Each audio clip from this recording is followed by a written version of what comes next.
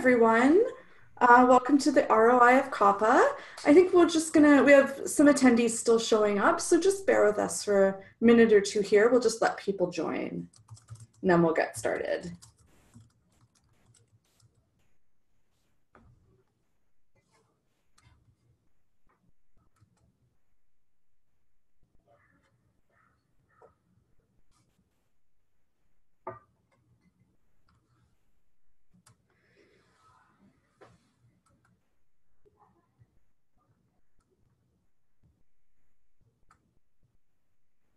Great, thanks guys.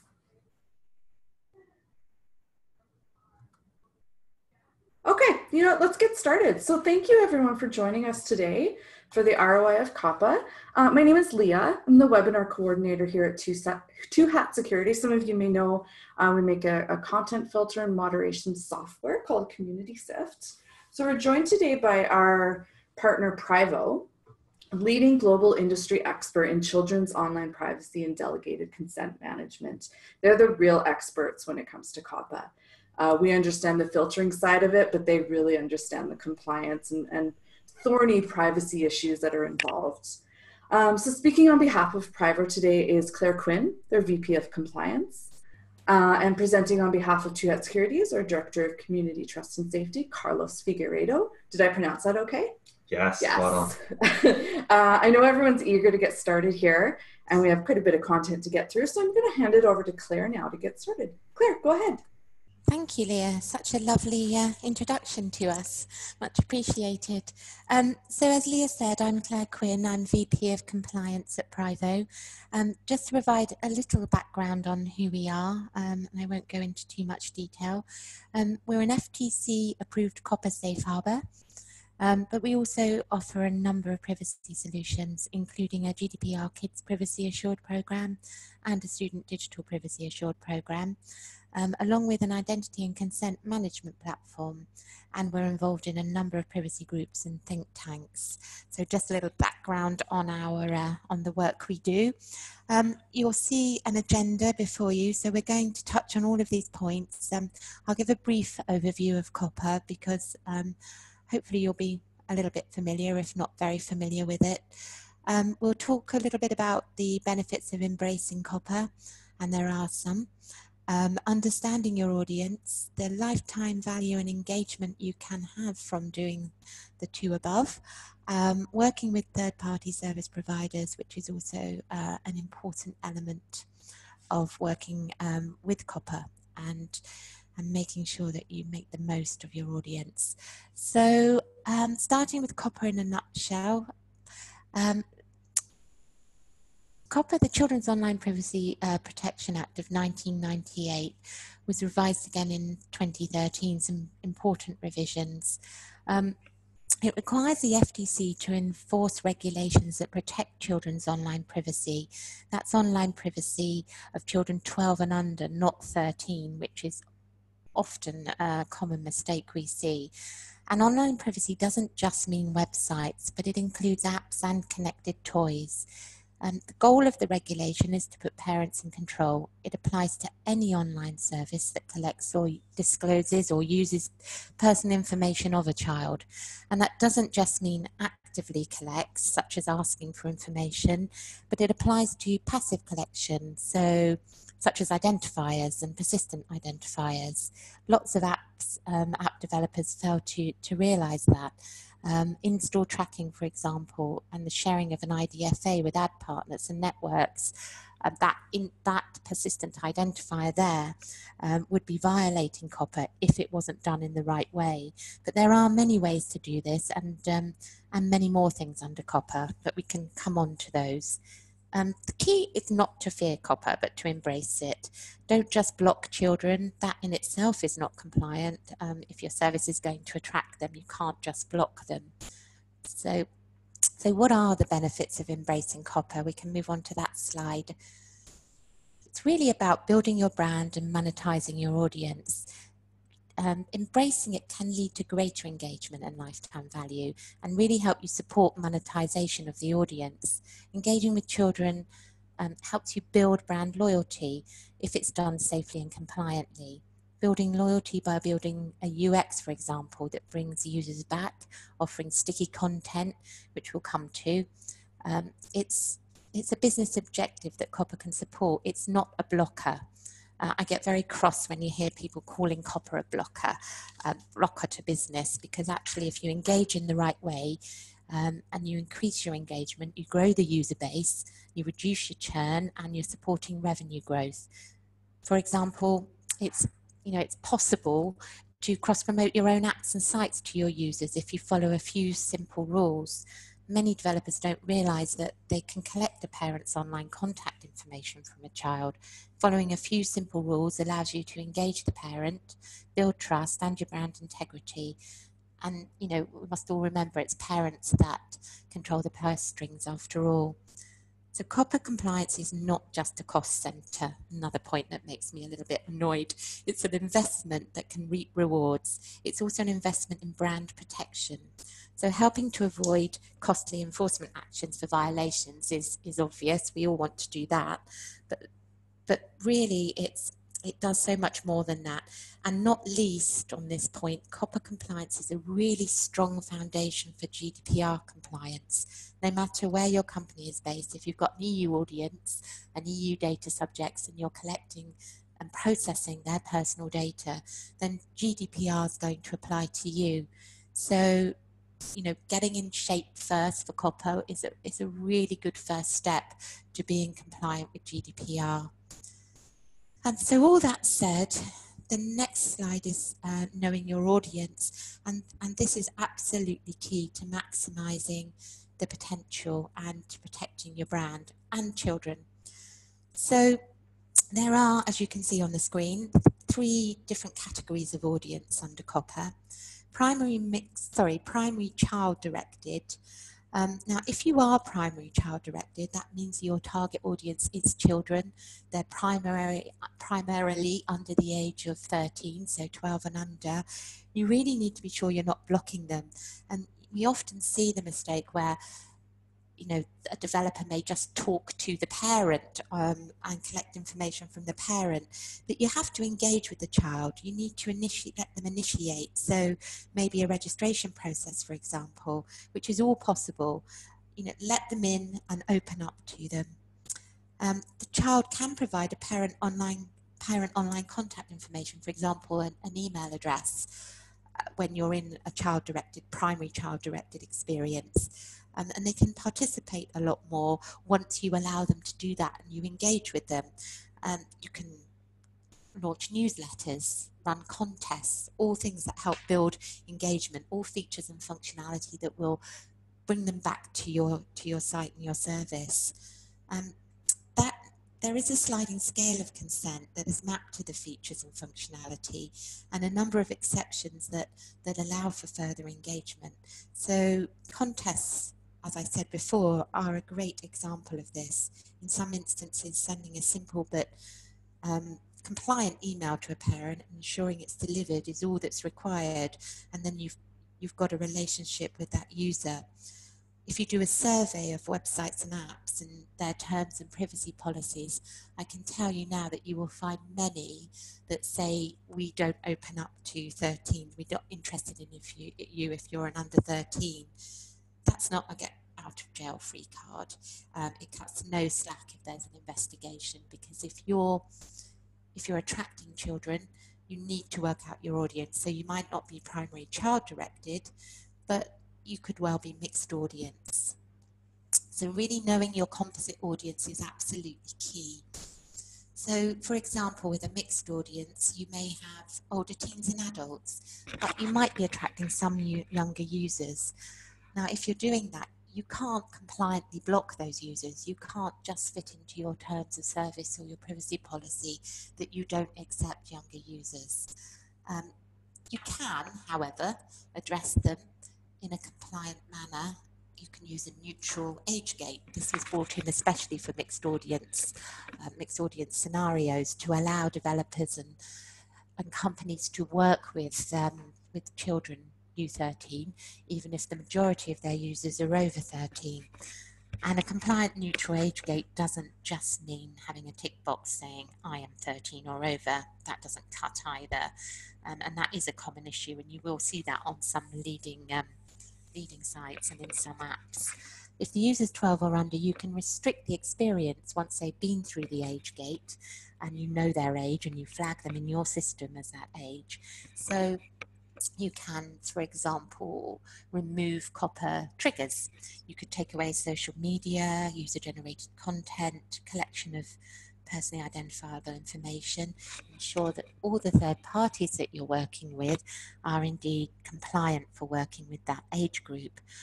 Alternatively, and a much better idea, is to embrace the younger users.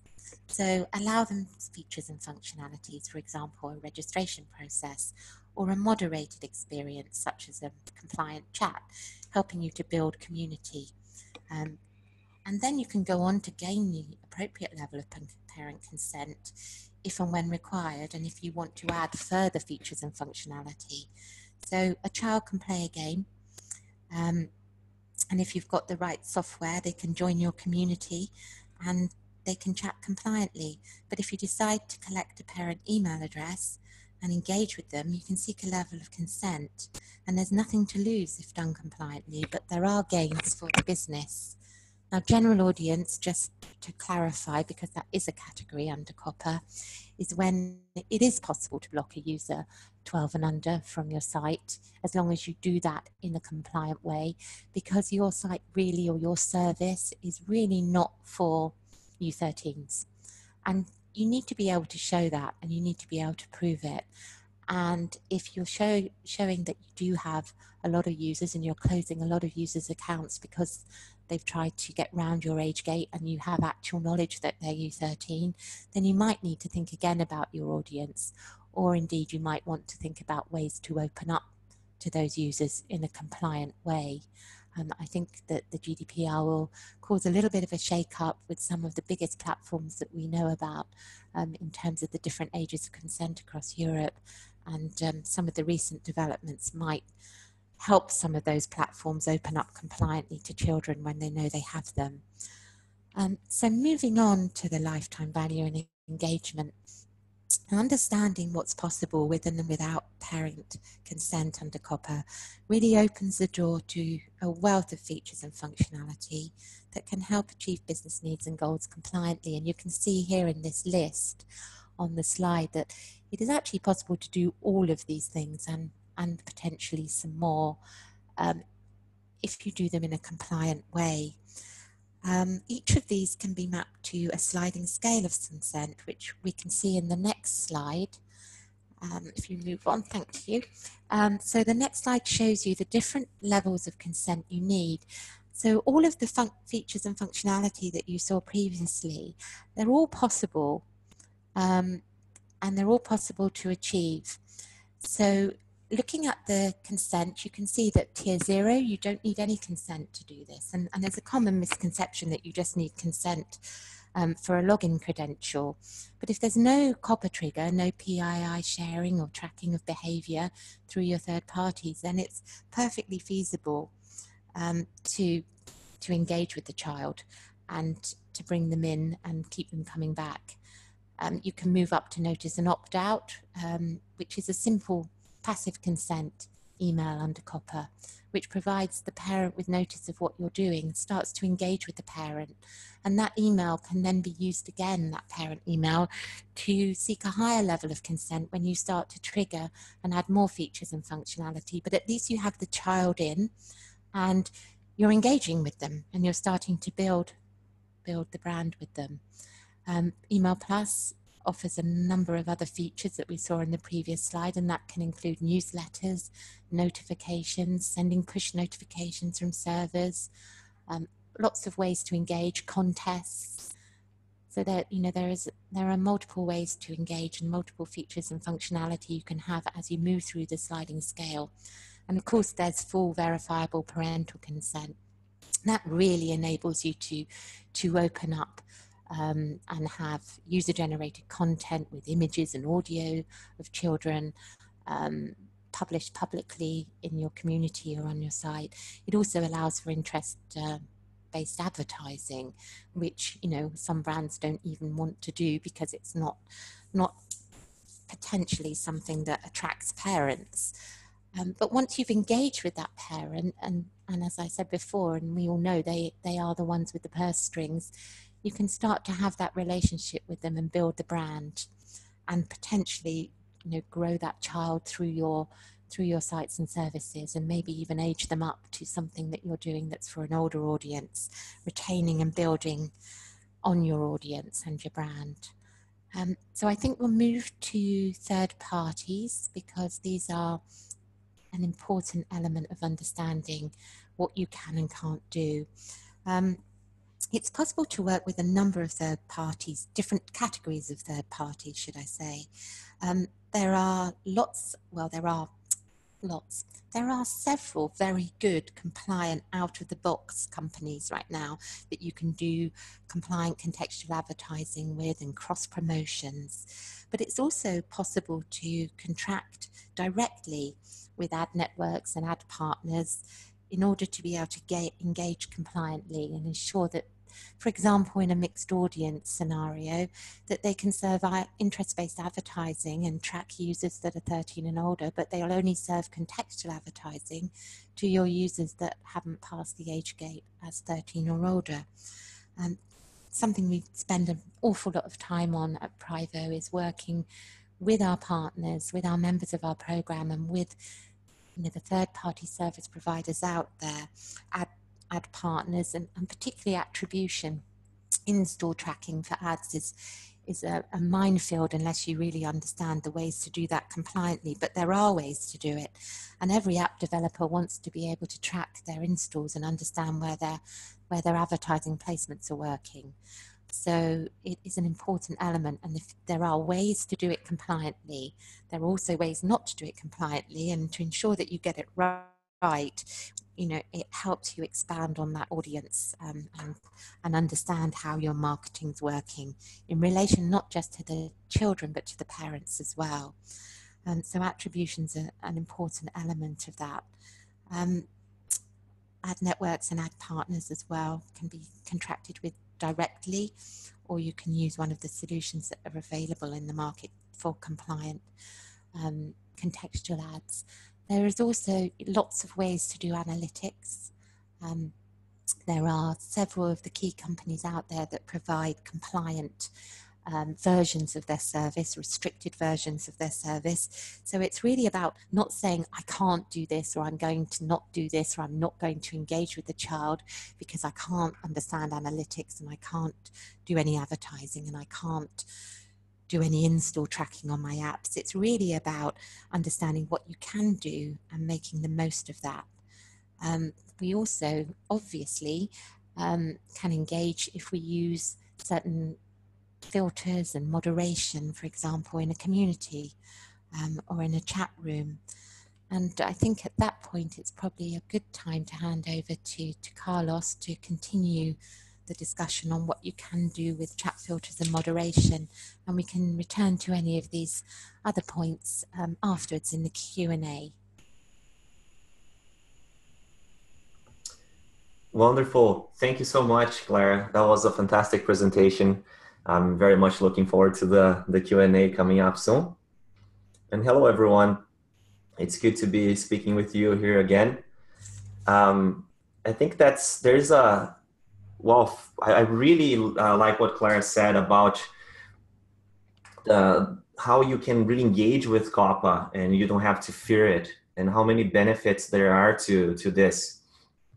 So I would say, starting from that point on, thinking about what are the benefits that can be reaped through the relationship with COPPA and understanding how you get compliant, I would say that there's a huge tone right now in the online communities, in the industry as a whole, not only online games, but apps and platforms.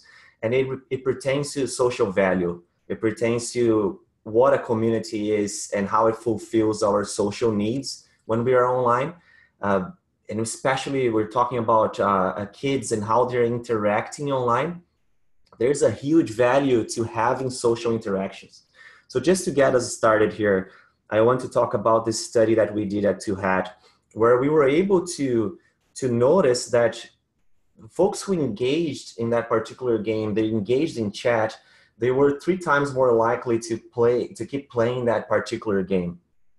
And you can really, of course, take a look at some of the assumptions here, that there is social bonds being created, that there are friendships being formed. The game is more than the gameplay, let's say, right? You have a lot of great interactions going on. And like I said, it's not just of the gaming industry. I just came back from Los Angeles from attending a gaming conference and visiting many studios there. And the tone of the industry right now is really about social interactions, communities, and going that extra mile, and how that is important. We look at all the big games that are going on right now. They're generating a lot of talk. They're getting people together, cross-platform, playing together. But like I said, beyond that, even looking at apps, there are financial apps out there that are community apps, and folks are interacting, they're learning from each other.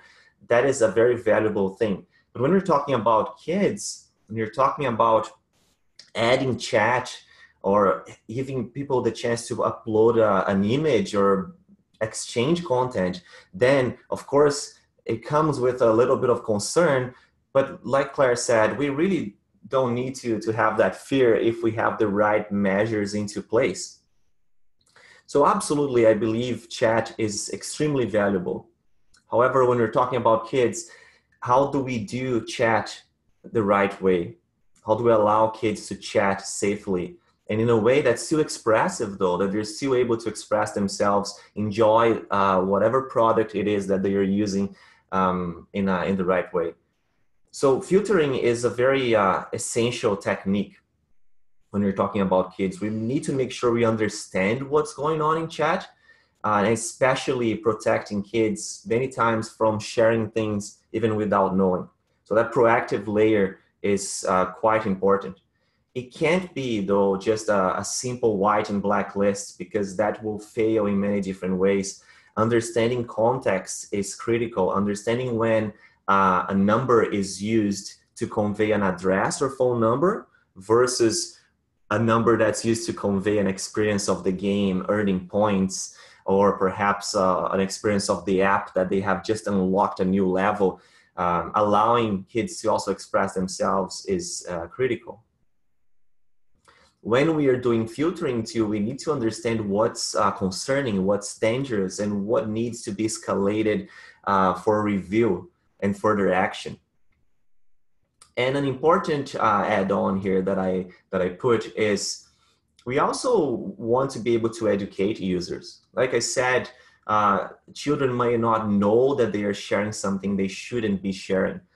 So I really appreciate platforms that warn users and work with them with education to show that that's something that is not really good for them, that they should reconsider. You can really only warn and educate users based on the text that they're sending when you have a system that's intelligent enough to understand the context and the tone of the message. If they're trying to convey personally identifiable information, or if they're trying to do something else in chat, you need to be able to understand what's going on in those topics.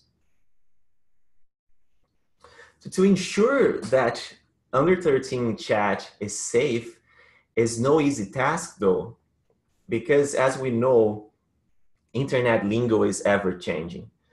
Pop culture is ever changing.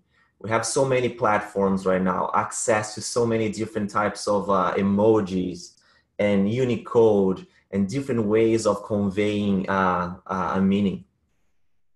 We need to understand how kids actually chat online, and they chat in a very unique way. Kids shorten words. They use leet speak, putting numbers instead of letters. Being able to understand that in the overall context is critical. Kids may use punctuation. So you can see the examples that I have there. Somebody might be trying to redirect others to a website, or maybe try to convey an email address. They may even try to offend somebody by using a different Unicode, as you can see. mixed capitalization and punctuation, special characters, the list goes on and on. The implications here, obviously, when it comes to PII are huge, because there are different ways to convey PII, but there are many other topics that are also dangerous, things that kids could engage on, that it's very wise for a company to understand and be able to prevent. So how big is that challenge? Let's take a look at personally identifiable information. Let's take that as our focus right now. And that alone is a huge undertake for a company. So to be able to understand when a word is a first name, but also it is something else, like the word Paris. When a word is also common, that in itself is a huge challenge. And then when we're talking about last names, you also have last names that, and they are also a name of a state or of a city. Perhaps those last names could have a higher perceived risk to them, a risky meaning to them, like the word champagne or Calkins. You could have all sorts of words that behave differently. So being able to understand that, and the combination of first name, last name, and what's at stake, that alone is a huge undertake. So I can't stress enough how important it is to have a smart filter that accounts for all those nuances to allow you to achieve COPPA certification. It's a critical step to have a good filter in place. Like Claire said, it's really a wise thing to have that good setup of COPPA, because it lays amazing foundation for GDPR. So in terms of what we do here at Two Hat with our product community SIFT, because we are data processors, we need to have a lot of things in place, of course, to ensure the integrity and safety of the user's data. So through that, we have kid-friendly filter settings that are very key step to achieve that COPPA certification. And we are also GDPR compliant, and we have settings for our clients to achieve that compliance and be able to do what it takes when requests come in.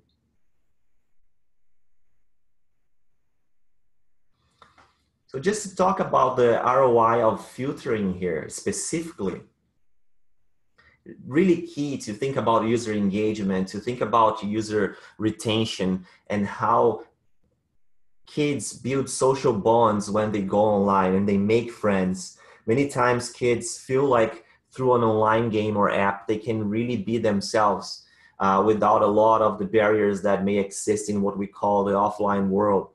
So those bonds and friendships that are formed are amazing.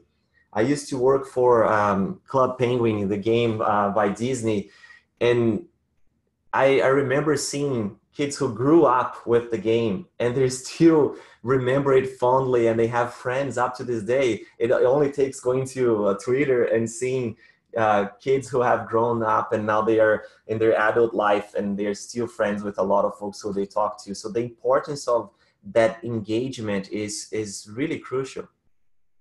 When you have filtering as well, you can reduce moderation costs. As you saw there, it's no easy task to deal with the PII alone. It's a very involved task for a company to do without having an expert's help or having a filter in place. It would probably require human hours beyond we can even imagine, and the costs of that, of course, are through the roof. Being able to reduce those moderation costs and automating things as much as possible with the right human eyes when it's needed is also very important. And building a healthy online community as you protect your brand from high-risk content. You're protecting your brand from a lot of implications, where you're also protecting your users. You're ensuring that your users are having a healthy time online, especially when we're talking about kids. That's a very important responsibility that I believe we need to undertake as an industry. So that wraps up my part, and we are into our questions and answers here, and I would love to hear from you.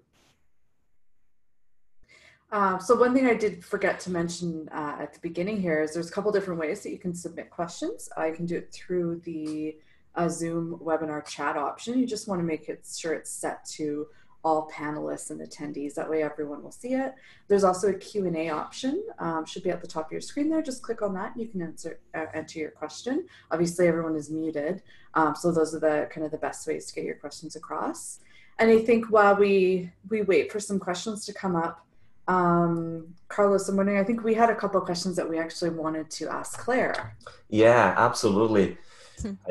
I have a few things that came up as well. I was thinking, Claire, Yes. you know, I talked to a lot of folks, specifically in the gaming industry, but not necessarily just the gaming industry.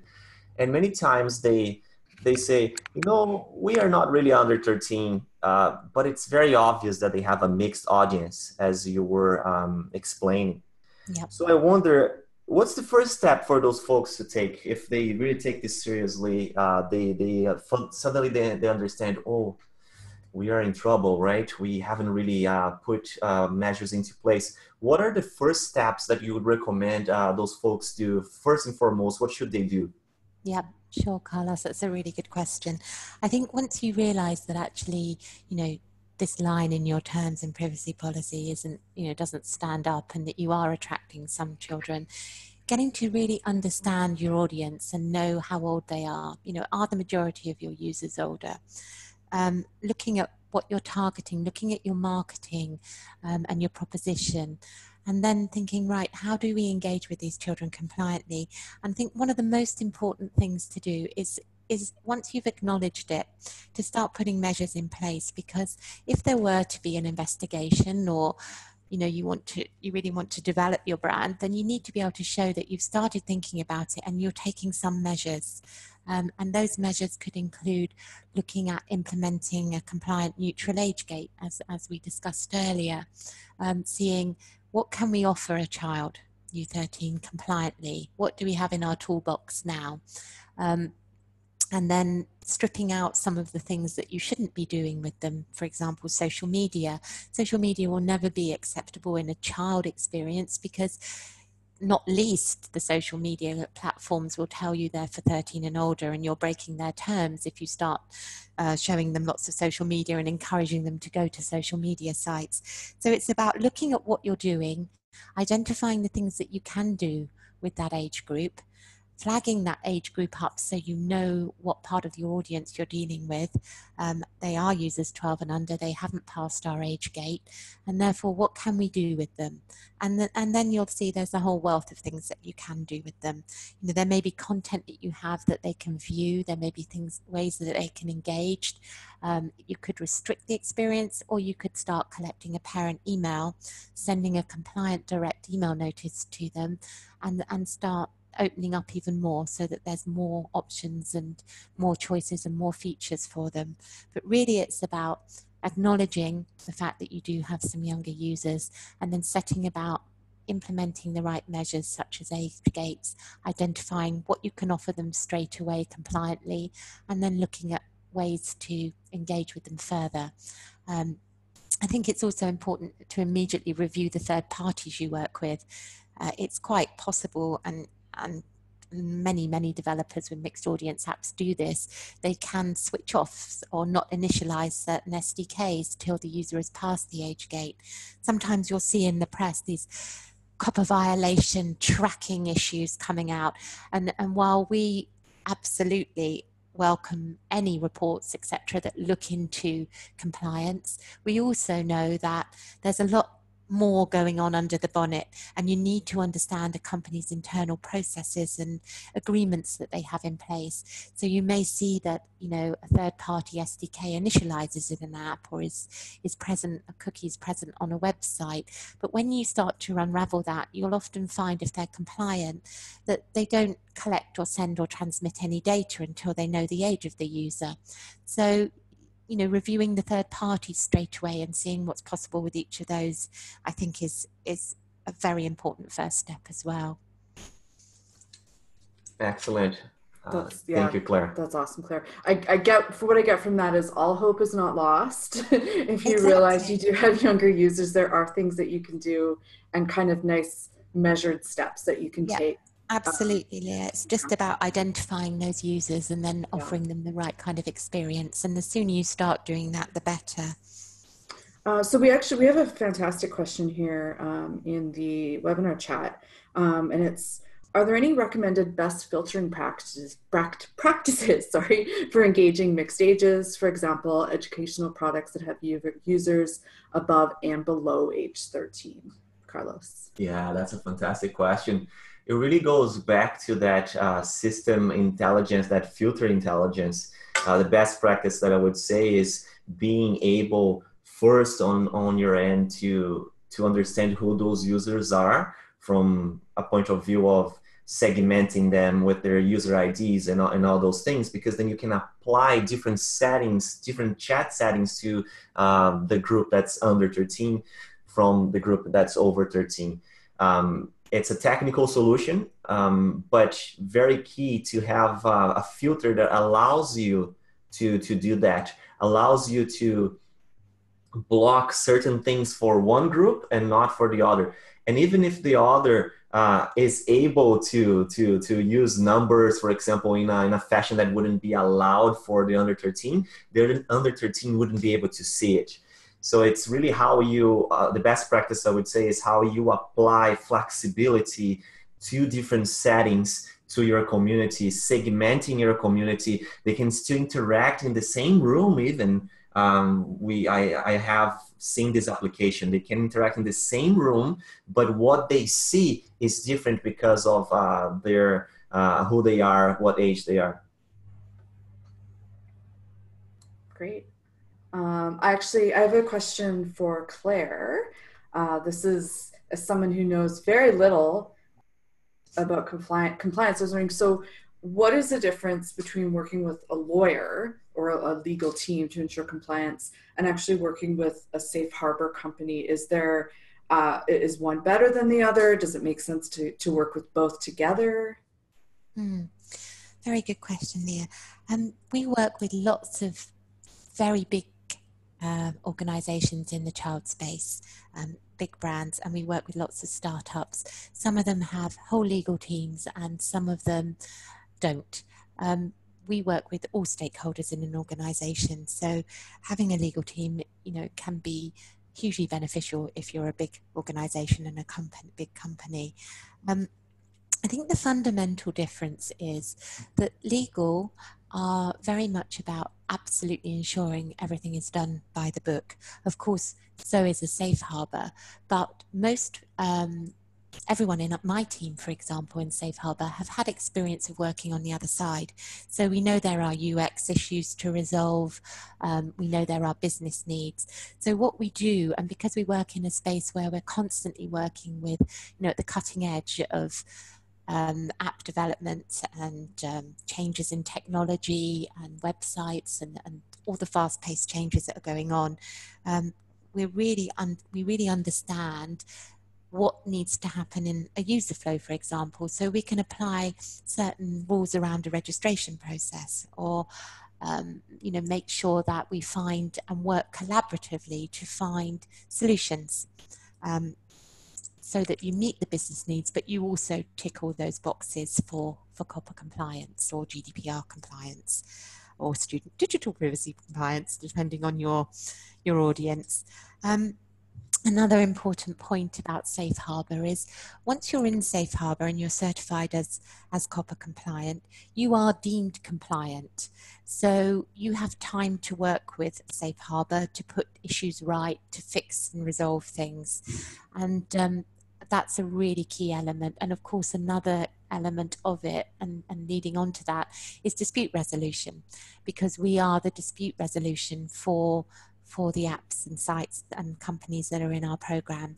So I think there's three different elements to it that I would say are the key points of difference: collaboration, solution finding that's compliant and meets your business needs, and dispute resolution is key.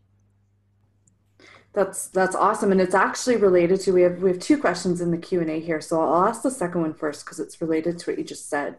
Was how challenging actually is it to be certified by a safe harbor? And I think you've already addressed this. Is does that actually guarantee COPPA compliance? Yeah. So when you join Safe Harbor, you'll go through the certification process. And so, that usually involves an audit, that involves findings and risk report. And then it's a collaborative, can't speak anymore, collaborative experience going through finding solutions and implementing them. Of course, sometimes there are things that need to change, but you work on those solutions together and you find them. So I think, it doesn't have to be an onerous experience. It can be a very valuable experience. We do sometimes meet challenges, particularly around how are we going to work with this third party, but there's always a solution. There's always a way to handle something. So, once you're COPPA certified, you are deemed compliant. And as long as you don't go out of compliance and not fix those issues in the timely fashion, and you shouldn't be going out of compliance if you're a Safe Harbor member, because there should be compliance monitoring to support you throughout your membership period. But once you're certified, you are deemed COPPA compliant. So, if you see a violation or enforcement action, usually the COPPA Safe Harbor, they have time to fix. The Safe Harbor handles that dispute resolution, and hopefully you don't see any fines coming that organisation's way. So it's not an onerous experience. What it does do is demand that you have someone, usually someone dedicated to working with us in the team, but we work with multiple stakeholders, as do most Safe Harbors, and really just getting through that process together collaboratively until you found the solutions needed. Now, if you don't find solutions and you decide to wave goodbye to us, that doesn't mean you're immediately reported to the FTC, which I know is a question on everybody's lips because I get asked it as soon as someone signs with us. But that's not what happens. We really want companies to become compliant. We really want them to do their best to be in line and to be able to get the most out of their child-directed audiences. So, it's not a question of box ticking or, holding a gun to anyone's head or, divulging all of their internal business processes to an investigator or an advocacy group. That's not what it's about. It's about working together to get you certified and keep you certified. That's great. Again, super reassuring. It doesn't sound quite so scary when you put it that way, because it definitely feels like a big undertaking. We have a couple other questions here. So the first one is, what are existing resources to make implementing parental consent flows / age gating easier from a software developer perspective? So sorry, could you repeat the first part, Leah? Sorry. Yeah, sorry. What are some, or do you know of any existing resources to make implementing the parental consent flows and age gating easier if you're a software developer? Yes. So if you want to get parent consent or you're going to implement any kind of account creation or registration flow, building it yourself is onerous and takes resource and time. So you can work with third parties. For example, we do have an identity and consent management platform, and it's really a mix and match. So it's possible to work with APIs, it's possible to implement them. It's also possible for something like adult verification, just to ping a verification widget and ensure that adult's been verified in order to obtain the right level of permission. If you need, for example, full verifiable parental consent. That's one of the things that scares most developers and app site owners, I think, is, well, we really want to be able to do such and such, but that means we need to get full VPC, verifiable parental consent. And there are a number of approved methods. Some of those are harder to implement yourself, but if you work with an identity and consent management platform, for example, we have the adult verification widget that can be slotted into your flows very easily, and then can gather that consent and manage that data for you. An important point under GDPR for data minimization. There's a sliding scale. So it's really important to understand that flow and registration. So, what do you need first? Do you really need the highest level of consent, or can we just go with notice and opt out? Can we move up to email plus when needed?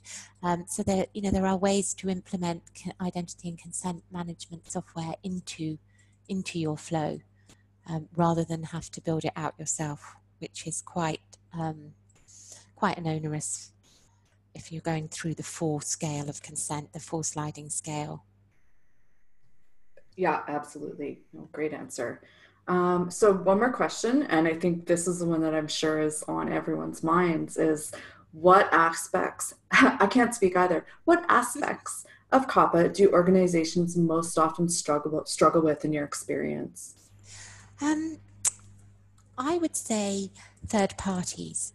And working with third parties. Now, everyone needs third-party service providers, and I think that that's one of the hardest areas to navigate unless you really understand how to implement them. And what I found, and we've found at PRIVO, and we've been around a long time, Shauna will correct me here, but I think over 10 years we've been in the trenches of COPPA and being a COPPA safe harbour. And I think what really is hard to navigate is understanding what COPPA compliance solutions are out there. And if I can't find a COPPA compliance solution, but I really need to achieve this business goal, for example, in-store tracking or some form of advertising or cross-promotion, how can I do that? And there are ways to do it. There are ways to have direct relationships and agreements and addendums with some third parties. There are ways to work with all of them compliantly if you can find the right solutions. So I think, that is one of the biggest challenges. And I think working with a safe harbour or understanding what's possible from those third parties and working closely with them to come up with solutions is one way to get over that hurdle. But I would say that's probably one of the biggest challenges. And I think it scares a lot of companies. And they think, well, I just can't do this. But actually, there are ways to do it. We've worked with a number of solutions. We've worked on an in-store tracking and attribution solution that can offer compliant tracking. So understanding how your ads are performing and which app was downloaded from which ad, which is hugely important to an app developer, for example. So we've come up with a solution for that. So it's about being creative and imaginative as well as using the solutions that are already out there. That's great. And I think the theme of the day, at least that kind of feels like, is yeah, it can be tough, but it's all doable and it's all very much worth it. Having kids in your product and engaging kids in your product, whether that's just through the product itself or through the social features of the product, really, in the end, the theme has been it increases your engagement, retention, and profits as well. And it just takes a little bit of work. Yeah, absolutely. I think that's exactly right, Leah. And I think it's embrace it, explore it, find out what you can do, because you'll be surprised. If you don't already know, you will be surprised. I think. I do have a couple of questions to throw at Carlos. Is that okay? Do we have time? Sure do. Yes. Absolutely. So Carlos, I'm interested in this because I have been on the other side running a big virtual world and understanding the safety and compliance issues in that. And would you say that it's important to try and combine human review with the software tools? Is that something you recommend for companies? Oh, certainly, most certainly. I really believe in that human-machine symbiosis, in leveraging the best of each of them. When it comes to scale, we're thinking about a virtual world or a big user base in an app, on a platform. Just thinking of the sheer volume of messages and content already makes us think that human hours would be almost impossible unless you can hire thousands of moderators, which is not visible unless if you're a really big company. it's smart to use automation where it works best, right? Where it can identify the obviously good content and the content that's obviously against the terms of use of your platform. And being able to fine tune those processes through quality control, artificial intelligence, and all this, I'm all for that. However, I believe nothing really replaces at this point human judgment and understanding the nuances and what's going on there in that user behavior, that player behavior, and making those hard decisions that great moderators can make, especially when we're talking about kids. I think nothing replaces that human touch. So I would highly recommend the combination of both. Yep, that makes sense, Carlos. And I see something quite often in our work whereby we see that someone has a chat room or a community that's been moderated compliantly and is all working perfectly. And I don't know if this is something you've come across, and I think I know you have a solution for this because we use it in our own PRIVO technology, but they forget to moderate what they might call a username, we call a display name, because it becomes public. We have seen scenarios of that in the past where they've forgotten to moderate their display name, so the child shared a name. Obviously it gets picked up once you're in the chat room, but I've come across that several times. But I know your solution also offers username moderation and display name as well, which I think is useful for people to know. Yeah, absolutely. Very important to understand different contents in their particular context and how they behave. That's a wonderful question, Claire. Usernames are an animal of their own. You know, they have a very different format. Usually usernames are all clamped together. The words are jammed together.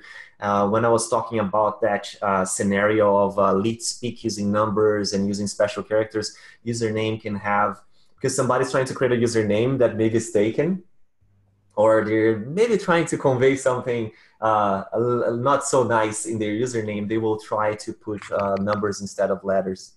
So it's really crucial to understand how to identify inappropriate things in usernames for kids and have a separate flow for that, have a separate moderation flow and way of automating that as well and having human eyes on that.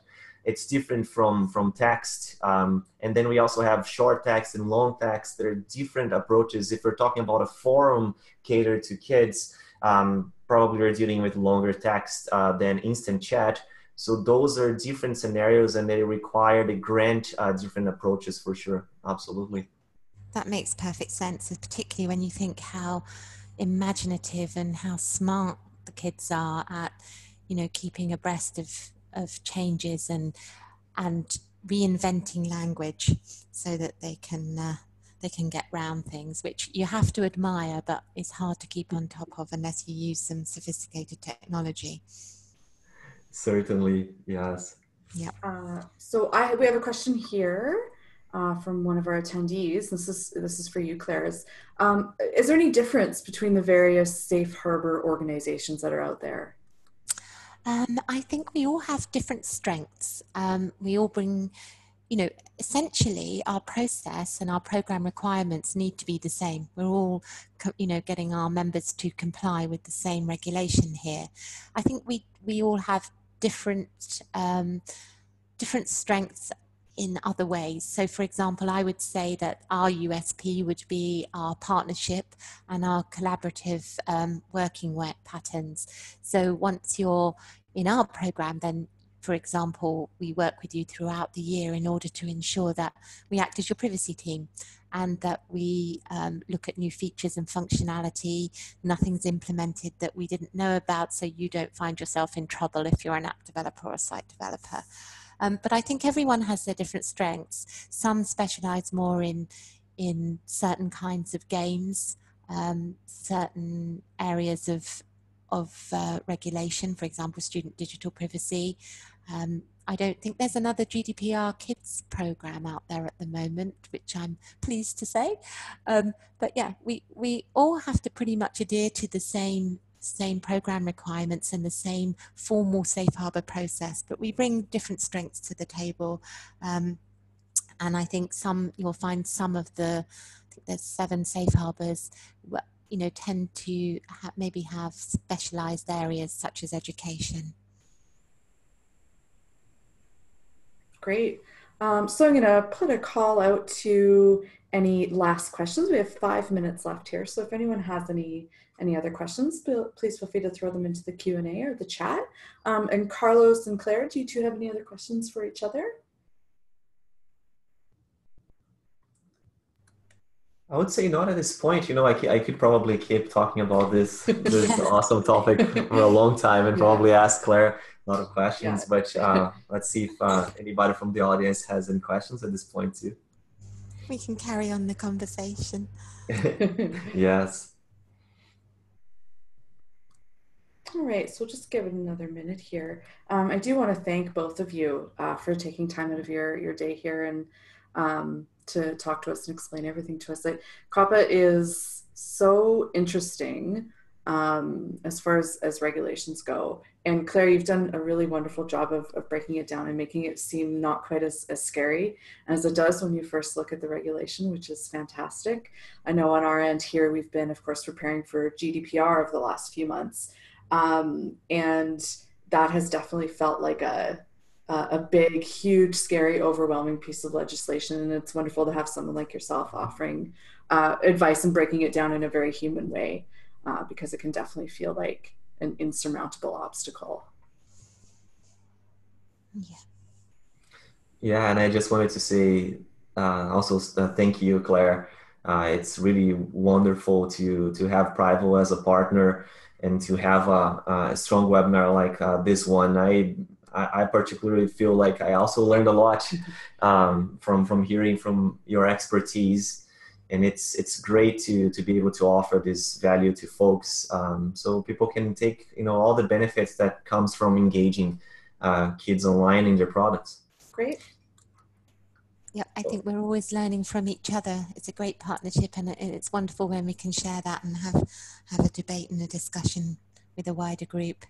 Great. And we have one final question. This is great. It's actually such a great question to end on. It's where do you see COPPA going in the future as technology grows into younger and younger demographics? Wow, that is a good question. I mean, I think COPPA will be revised. I mean, there will be revisions. There were revisions in 2013 to try and keep up with some of the changes in technology. I think one of the things I look to right now, and we have internal discussions about at PRIVO and with wider industry groups and some of the think tanks that we're involved in, is where GDPR might take COPPA. We almost see COPPA as a subset of GDPR, and I think that the age of consent may well be revisited. It helps us to focus and look when you think what's happening in the EU right now. And it isn't entirely easy to have a different age of consent in 28 different EU member states, obviously. But is 13 a good age? Is that the right age? And I think that will be examined. I think that's something that will come under the microscope in the coming months for sure. As technology develops, as we look at more AR, we look at more connected toys, and we're already working in that area with several of our members. And I know, regulators, industry is looking at how do we handle these under COPPA? What does it mean? And we may well see some more revisions come, and at least some more guidance come out on that area. But it's a constant. You constantly need to be revisiting and looking and seeing how do we apply COPPA here? Does it work? And are there revisions that need to be made? So we may well hear from the FTC at some point more on Internet of Things and connected toys. We may get more revisions in the future at some point. But I think one of the things that will come under the microscope is the age, and is the age of 13, 12 and under still applicable? How does that play out today with today's technology? Great. That's a great answer. And I think you're absolutely right with GDPR and a lot of the privacy conversations that have been happening. We are going to see some changes. So I think we're going to wrap everything up. Everyone, thanks so much for joining us today. You will be redirected to a webpage that will have PRIVO's email address if you have any questions for them about privacy compliance. Also, if you enjoyed the webinar, we'd love for you to sign up for the 2 at Security newsletter. We do hold these webinars generally about once a month or every couple months. It all depends. And you'll get monthly invites to sessions like this and the latest news in online communities. And you also get a follow-up email with a link to the recording, as well as all the information I just gave you today. So thank you again so much for joining us. This has been wonderful. Claire, really appreciate your educating us on this very complex topic. And of course, my colleague, Carlos, thank you for joining us for today and sharing information about chat.